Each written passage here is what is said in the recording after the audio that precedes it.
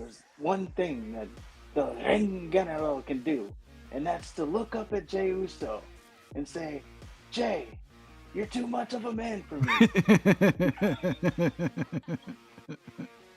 And taps out. So they were dressed as, I don't know, Clash of Clans because WWE has some kind of partnership or something with Clash of Clans. So they came out dressed like characters from Clash of Clans. Yeah, WCW does tape a lot. Like, oh, he has tape in his hand. I was just thinking the other day, like, where the fuck would you get a slapjack? I was about to say the slapjack, of course. And he kept it in his trunks, too. Wouldn't that thing, like, hurt as you're moving around? And he goes, come on, Roman, get your ass up. And Roman, he gets ringside too, and then he gets on his knees and he's holding his head and he's having all these emotions, and they're even playing it on commentary, like, what's going on in Roman's head? Finally, Roman just stands up and he goes, get him up! I got chipped, but she finished the match. I would have been like, nope, we're done. I'm hideous, look away. That would have been me. Might as well hop on into it. Night one of WrestleMania. We're in Las Vegas. Well, the walkers were Roman, Rollins, Punk, and then Punk was with Heyman. Charlotte walked, then Stratton, and then we had Gunther and then Jay. And Triple H opened, suck his own dick, said welcome to WrestleMania. And yeah, we had Jey Uso versus Gunther. Who sung the America the Beautiful? I don't remember it being played. It was probably on the pre-show. Fair enough. So yeah, we opened the show with Jey Uso versus Gunther. Didn't see either entrance. And I only saw the tail end of the match. But what I did see, Gunther, he hits a powerbomb on Jey Uso that gets kicked out of. Not to be outdone, because Gunther did kick out of a spear and a Uso splash. Towards the end of the match, for some reason, Uso's getting fired up. Gunther is chopping him, and Uso is laughing at the chops. And he's telling Gunther to bring it on. Just keep hitting me. So we're at a point where Gunther is holding Jey Uso by the wrist, and they're trading chops at each other. Jey Uso's no-selling the chops, no-selling the chops. Remember when those used to be the most devastating move in all of WWE? Yes. And Jey Uso's just eating them. And I don't know why that happened, but it gets worse. So finally, Gunther, he goes for another powerbomb. Jey Uso reverses it. He hits a spear. This is towards the end of the match now. He goes to the top rope. He hits a Uso splash. He goes to the other top rope. Hits a second Uso splash. He goes to the other top rope. Hits a third Uso splash. Yes. He hits a third Uso splash, this time to the back of Gunther. Gunther stumbles over to the ropes. He goes to his feet, so we don't get a fourth splash. But instead of a fourth splash, he locks Gunther in a sleeper hold, falls to his back, locks his legs. There's one thing that the Renganero can do, and that's to look up at Jey Uso and say, Jay, you're too much of a man for me. And taps out to Jey Uso from a sleeper hold. So, yes. Questionable ending. The fact that Jey Uso tapped out Gunther. Jey Uso, who's not a submission specialist, by the way. At all. Taps out Gunther and becomes the new World Heavyweight Champion. And we go and start our meeting. Well, I'm glad I followed my instincts on this one, because I surely would have had an aneurysm. Yeah, I said, oh boy. The fact that he lost and he tapped out. And it's probably bigger, the fact that he tapped out. Because I don't think I've ever seen Gunther actually tap out. Especially on the main roster, he's only lost 4 times, none of them by submission. To Jey Uso. By Jey Uso, the submission specialist that he is. And now we're gonna have to pretend that he's a badass, just like when Becky Lynch beat Baszler after beating Ronda Rousey. Can't do it. Yeah, where do we go from here with Jey Uso? More importantly, where do we go from here with Gunther? They're gonna have to rebuild Gunther's image because he did tap out. Can I say tap out anymore? But yeah, that was the weirdest way to finish the match. There's not a lot of people that tap out, as a matter of fact, nowadays. It's all these pass out things. But yeah. I don't know, man. I remember he had the best match at WrestleMania last year. Now he's being tapped out like a bitch to fucking Jey Uso. who I've never even seen him do a submission hold. Yeah, he had to go deep in the playbook, I guess. No, he didn't. He stole from Gunther. There's They no tried to play story it to out. that. Like, it's not like Gunther's been choking him out every week. He choked him out like once. What they tried to play up was it was the exact way he was holding Jimmy Uso when he bloodied Oh, Jimmy Jesus Uso and had Christ. him. But yes, we have a new world champion. His name is Jey Uso. We heated so hard that it was going to affect the next match, and boy did it. And Jimmy Uso came out and celebrated at the end too. Now we get to see if that belt can get any more worthless. Well, I see a lot of people talk about like, oh, Jey Uso, he's gonna need to, I don't know, put on good matches. Like Okay. that'll turn people. I don't think it has anything to do with matches. Wish in one hand and shit in the other for that one. Yeah, I don't think it's gonna be about matches. I think it's gonna be about story. Like you tell good stories. Yeah, I know the bell's gonna ring at some point, but if you're putting him in, memorable stories, I think that will be best for him. So like Kevin Owens and Sami Zayn versus the Usos. I remember the match. I remember the story. And I'm not saying you're going to be able to tell that kind of story every build, but just put them in some compelling stories, and I think that'll turn people. It doesn't even have to be the best story in the world. I just want some effort. Stop throwing spaghetti at the wall and just hoping people are interested.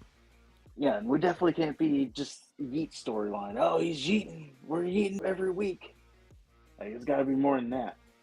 Well, So I'm not expecting anything. More importantly, Gunther just needs to be rebuilt. yeah, I think probably would do better to move to SmackDown, but yeah, I mean, if he goes to SmackDown, now we got like Roman Reigns and Cody Rhodes over there. I just want to see him go Old Testament. Yeah, just come out beating the shit out of people. Yep. That'd be good for him. I don't want to hear him talking about anything. I just wanted to see him just chopping people, power bombing people, and walking away. Yeah, just build him as a killer. And I'm not one of the people that's like, oh, he's got to have a title. You can be at the top of the card without having a title. Because, yeah, on Raw, he would only have the Intercontinental title or the World title. Maybe SmackDown is the move because it'll give him fresh feuds. I think he can be at the top of the card. Absolutely. He should be at least, if not one number 2 heel right now. It should be like a fucking barbarian that can't be conquered until someone finally conquers him. And they should build that up. Instead, he's just been this fucking bitch about his legacy. He hasn't been threatening at all. I don't know. Yeah. Just let's move on. Well, as you remember, I just told you we were doing the Yeet for a good amount of time, as Jey Uso just won the title. So, after a good Yeet session, you're probably tired. And Yeah. whatever the next match was, probably going to suffer from that. Next match up, it is the New Day tag team match versus the War Raiders. It's for the tag team titles on Raw. The New Day, they come out. Absolutely no reaction. Now, I thought maybe it's because they're outside. The outside drowning out the noise. But I was proven wrong later in the night because you definitely heard the crowd later. So in review, it might just have to be that people don't care about the New Day. And that's not their fault. That's just a booking thing because, they had the turn on Big E and then... They didn't do anything with it. Yes. As per usual. Yeah, no follow through. And then they got slapped together with the Viking bikers in this haphazard match that they said was going to be a war. It wasn't a war. It was a glorified Raw match. And Wood's hair looks stupid. Fair enough. Also, the War Raiders, they came out in cosplay. They were dressed as, I don't know, Clash of Clans because WWE has some kind of partnership or something with Clash of Clans. So they came out dressed like characters from Clash of Clans. It's a good way to get them over. Yeah, and like you said, this was basically a glorified Raw match, and New Day wins the titles. Did Big E come out? Absolutely not. Did they cheat? Maybe a little bit. Like they hit, I forgot the name of the move. They hit the double stomps where Kofi holds him on the knee. You do the double stomp, and then Kofi held whoever's leg down for the victory as Xavier Woods got the pin. I'd say that's good tag team wrestling. I wouldn't really say that's cheating. Well, that's how they're gonna. Well, sure. It. So yeah, New Day, new champions, and the crowd goes silent. Well, who was supposed to care about it? I don't know. But it does prove, again, we were spot on when we said this WrestleMania build has been lackluster. We were the first ones to say it. I think the crowd reactions told you, like, they didn't care. They don't care about the War Raiders at all. They don't really have a character. Like I said, back when they were the Viking Raiders and they cosplay as Vikings, at least they had a character. They had, the deer out there with them. At least that was something. This is just, they're bikers now. So yeah, crowd dead for that match. And we move on to our next match. As the crowd still dead silent. This match, Jade Cargill versus Naomi. This is a regular one-on-one match. As the story goes, Naomi was the one that attacked Jade Cargill, and this was what led to their match. She came back, and that's what set up the match. Naomi has new music. I'm going to need to hear it a couple more times before I make judgment on it. She seemed to be rocking out to it. And then Jade Cargill, she gets her entrance next. There was a news anchor, weatherman. He's on the screen. He's like, oh, we're here outside of WrestleMania, and it's clear skies. All of a sudden, we have some CGI'd rain starting, and then hail starting, and there's like newspapers. This is all CGI, by the way. Newspapers starting to fly in. And then he says a storm is coming. And then we go back into the arena. And it is Jade Cargill. She is the storm, of course. I guess that was her special entrance. It was okay. It was a little cheesy. Especially because, it was CGI. I couldn't get past the fact that she had to awkwardly take off that jacket thing before doing her arm pose. And it seemed like she mistimed it. Fair enough there. So we get into the match. I'm not going to lie. It wasn't that bad of a match. Jade Cargill, at times, she can have bad matches or something to that nature. She's had bad matches. Yeah, but this is actually pretty good from Jade Cargill. And Naomi. Maybe it's more so Naomi being a good dance partner. But yeah, they had a good match. I like that Jade's moves look impactful. Like when she does that pump kick, it looks impactful. There was a moment where Naomi, she has Jade in a Rings of Saturn. Jade Cargill powers out of it, puts her up in a fireman's carry, turns that into a powerbomb. So that looked great. Into Jaded, 1, 2, 3. Jade Cargill wins. A lot of people may have thought that wasn't the right outcome, but it seems like, if they're going to have more of a feud, what now? Because you've already lost. Does that make sense? Yeah, she already got her payoff. You lost clean. There was no cheating, nothing. You lost clean. So maybe they move on, maybe they don't. I don't know. But Jade Cargill gets the victory there. I guess they could do the thing where Jade tries to move on, but Naomi pushes the issue again. Or Naomi just moves on to Belair, depending on what happens with that triple threat match. Yeah. And like I said, I think Naomi is going to cost Bianca in some way. But now, I don't know. I'm going to be accurate on that. Although I thought they would have gotten more of a reaction than they did. I mean, when I'm on Twitter and I'm hearing all this, black excellence and black wrestling, and then crickets. I don't know. I thought this was going to be a DEI cheer. I don't know about that, but as I was perusing past it, not being very impressed until the very end. Like that powerbomb thing, I thought that was cool. But there was no wow factor from what I saw. It just seemed like they had a match. Yeah. We move on to our next match, and I think the start of WrestleMania. That being Jacob Fatu versus L.A. Knight. Yeah. This for the United States Championship. This sounded like the first time the crowd, outside of the 10 minutes of Heat, sounds like the crowd actually getting into it at this point.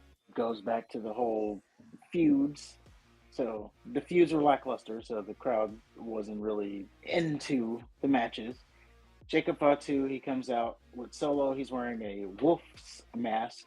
Solo and him dap up, and then Solo goes to the back. We never see him again. LA Knight, he comes out in a car, a muscle car, that he's not even driving, by the way. Someone else I is thought driving. that was kind of a bitch move. You gotta have a car like a badass when somebody else drives you. It was a little weird. Especially, I think he's done a muscle car entrance before and he was driving. Maybe it's because he was on stage. I don't know. But he gets out passenger side, and for the first time of the night, we see the loud and live meter. turns into the revving meter because I guess now they're just judging based off of the car.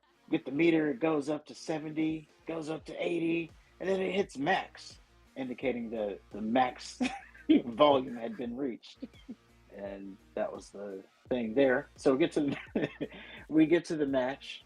They put on a pretty good match. I would say maybe Jacob Fatu. There's a little too much offense on him, but LA Knight is no scrub. He's also the champion. Yeah, so you can balance it out there.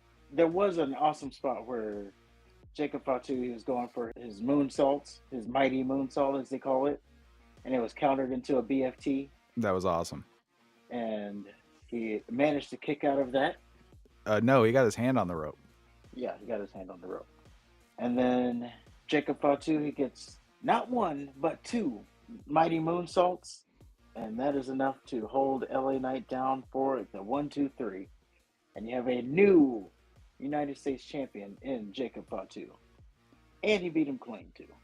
My favorite part was when early in the match, LA Knight went for the first BFT, and Fatu countered it by just planking. And he stared at Knight. Knight's like, what the fuck? Yeah, and then he hit the Samoan drop from the top rope, and I guess everybody needs to hit multiple finishers now. Thank you, Cody Rhodes. Yeah, one would have probably done it, but I don't know. It was just to solidify, take all questions out of it. But yeah, Jacob Fatu wins. Post-match, we have Haku come out there and congratulate him. There's really no twists, no turns. It was a straight-up victory. There was absolutely no shenanigans. And I was expecting a ton of shenanigans. I mean, I at least expected maybe a solo interference or something. Because like you said, they were building to something. Maybe this is part of the story. But we move on to... yes. So earlier in the night, we got information that Rey Mysterio was not going to be able to make WrestleMania. And on SmackDown, he got hurt at some point. I think it was during the 6-man tag. I don't know. Yeah, it was during the 6-man tag. He had to be carried away or helped to the back. Yeah, so noted on the pre-show that Rey Mysterio was out, and he named a replacement for his match. Now, Rey Mysterio has the whole LWO. Did he pick Dragon Lee? Did he pick Joaquin Wilde? Did he pick the other one? No, he picked Rey Fenix. Basically, he's doing to the LWO what he did to Santos. And Carlito. He's just basically jumping to the new toy. Pretty much. So, I think it's more Rey himself. Why do you keep turning your back on your people who are supporting you? But no one from the group, he picks Rey Fenix. So we have Rey Fenix versus El Grande Americano. Rey Fenix, he doesn't have anything special entrance-wise. He basically, because he just found out that morning. He had a hoodie. What more do you want? Well, let's talk about El Grande Americano's entrance. So, El Grande, he has a mariachi band play him to the ring, and they're all wearing the Grande Americano lucha mask. And we get Alicia Taylor. I need to point this out. She announces, from the Gulf of America, Woo! Grande Americano. And why do I need to mention that? It's because they said there was news that WWE went back on the Gulf of America thing, and he is now from the Gulf of Mexico. What they said on commentary is it was the Gulf of Mexico when he was born or whatever. But she didn't get the memo, and she still said Gulf of America. So I'm sure there's going to be some backlash on that at some point. As he comes out to the ring, there's a guy in the stands, and they have a little exchange before the match starts. That guy was Vikingo, prominently part of AAA, which we will get into later on why that exchange happened. But he is prominently there on WWE TV as of today, and he kicks Grande Americano before the match starts, probably teasing something there. But we got Grande Americano versus Rey Fenix. I guess you can expect that it was going to be a good match, and it ended up delivering on being a good match. There's a big moment where Grande hits a 540 splash. So he does like a moonsault, but then he keeps the rotation going and does a backsplash. Popped the crowd pretty good. And He loads his mask up because Ray Phoenix distracts the ref. He puts the silver plate in his mask. Ray Phoenix goes back on offense. He goes to do his walk the rope kick thing, kicks him right in the head, but there's a steel plate in there. So now he's selling the steel plate, and we get a headbutt from Grande, and then he goes to the top rope and does the diving headbutt. Not that he needed to, and he takes home the victory. So Grande Americana's first victory at WrestleMania, and Chad Gable still has never wrestled at WrestleMania, or a singles match at least. I wonder if that's exactly what would have happened to Rey Mysterio if he didn't get hurt. Like, I wonder if they would have kept on the metal plate gimmick. I think that's like a part of his thing. Well, naturally. Getting it over. Yeah. He's like Lex Luger and Mr. America all rolled into one. Yeah, and I always like the foreign object gimmick. It's so like old school. It's so simple. Like Lex Luger with the plate, the metal forearm, Bob Orton with the cast. I especially like the fake ones. Like when they have the fake knuckles. Oh, William Regal with the knuckles. Yeah. Or sometimes they don't even have anything and they pretend. And they put it back in their pants before you can see anything. Yeah, WCW does tape a lot. Like, oh, he has tape in his hand. I was just thinking the other day, like, where the fuck would you get a slapjack? I was about to say the slapjack, of course. And he kept it in his trunks, too. Wouldn't that thing, like, hurt as you're moving around? But Grande Americana takes home the victory. And then we get to our second to last match of the night. Now, when this match was going on, I'm like, oh, man. Yeah, they started early, but it's almost the end of the night, and it's, like, still daylight outside. The matches were really quick. They did seem quick, but I guess they were trying to save it for the main event. That's true.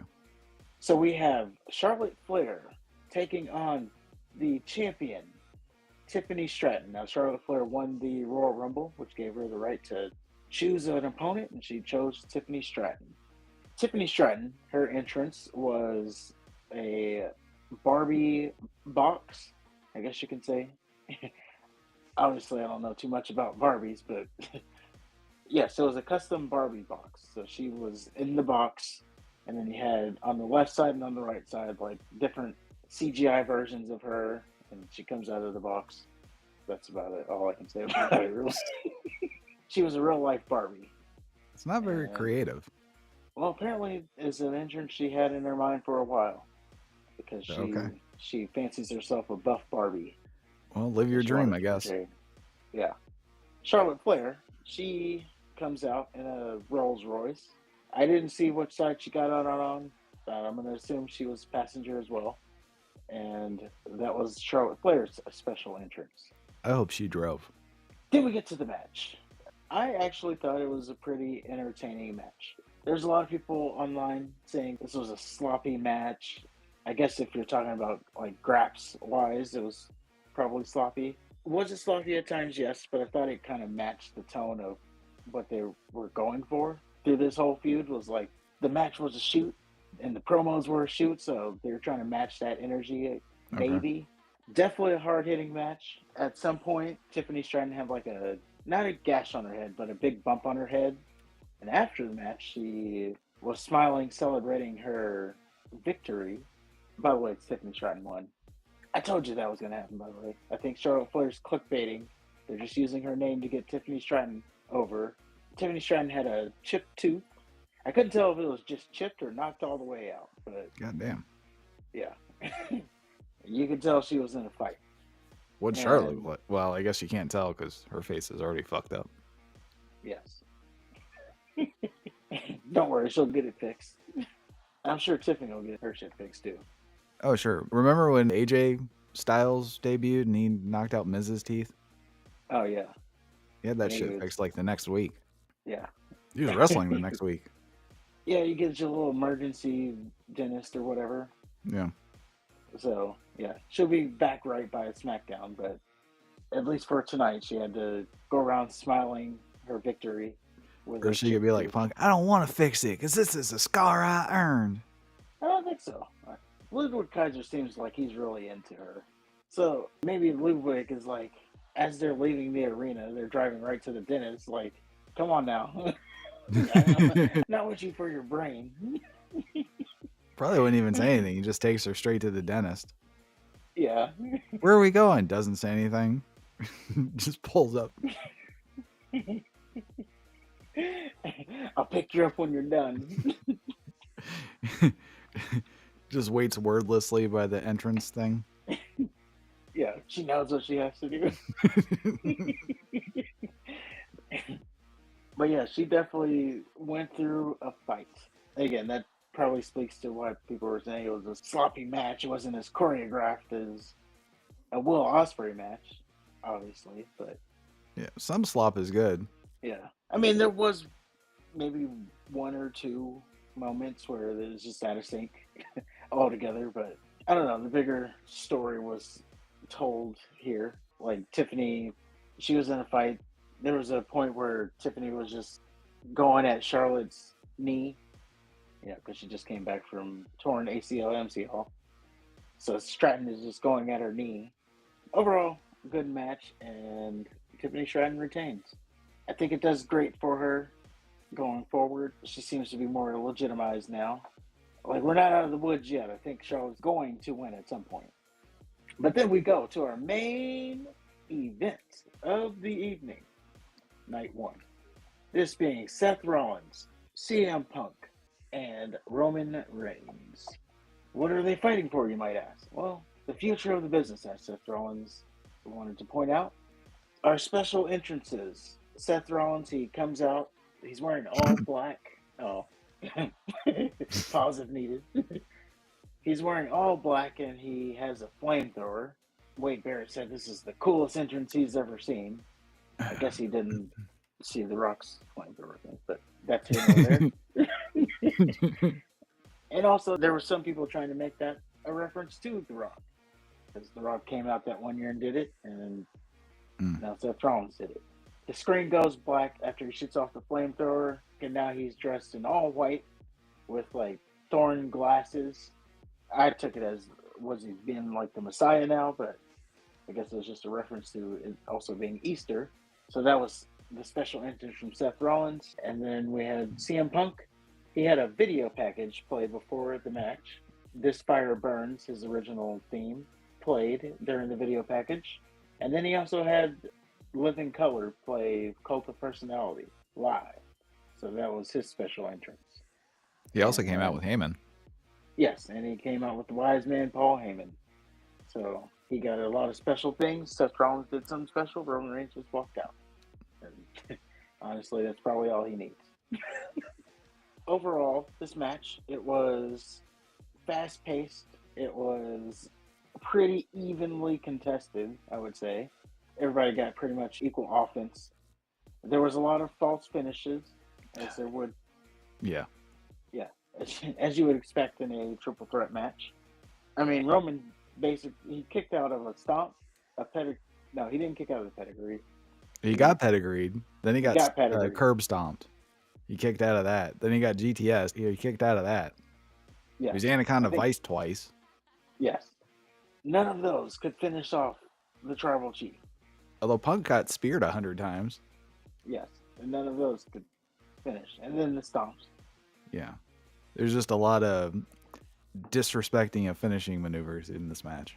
Those are always the ones you want to watch out for, the clean kickouts. So towards the end of the match, we get a spot where Rollins and Roman, they tease that they're going to team up. They tease that they're going to do the Shield powerbomb on CM Punk through the table. And Rollins sets up for the Shield powerbomb. Roman Reigns, he clotheslines Seth Rollins.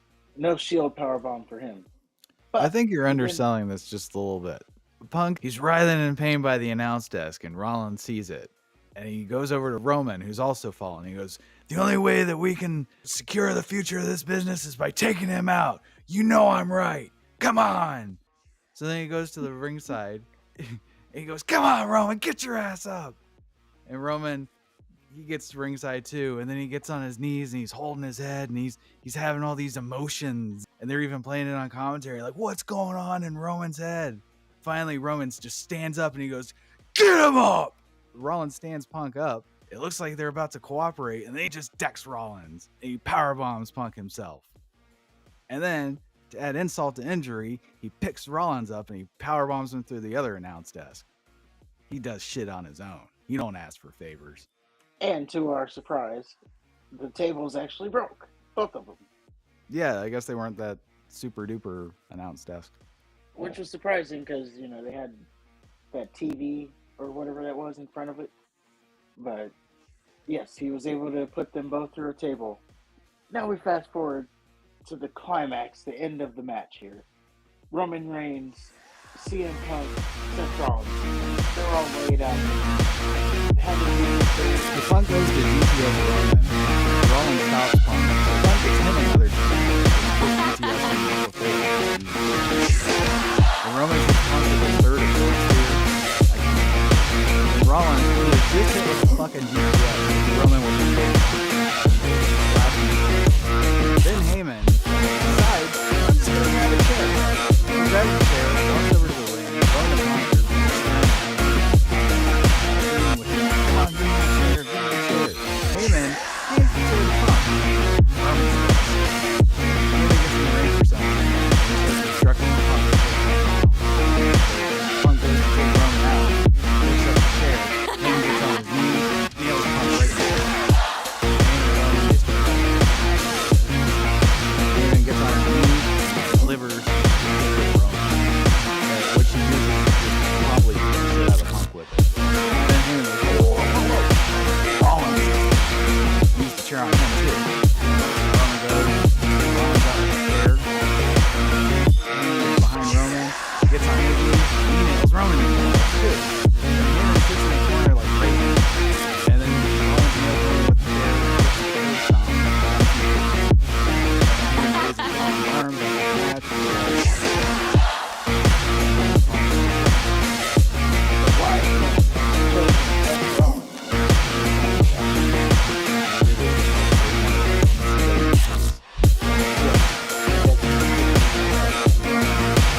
Now, where did this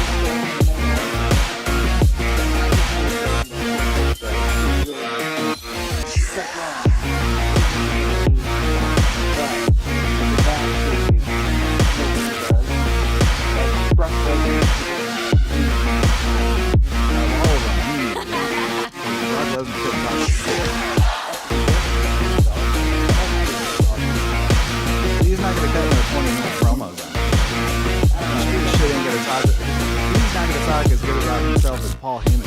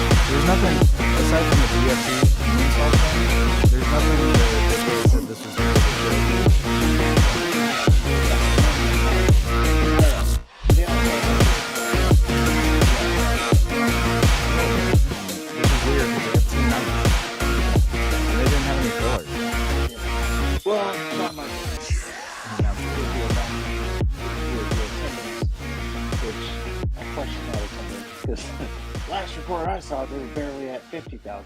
So how they jumped another 10,000 overnight, kind of amazing. But that was your WrestleMania.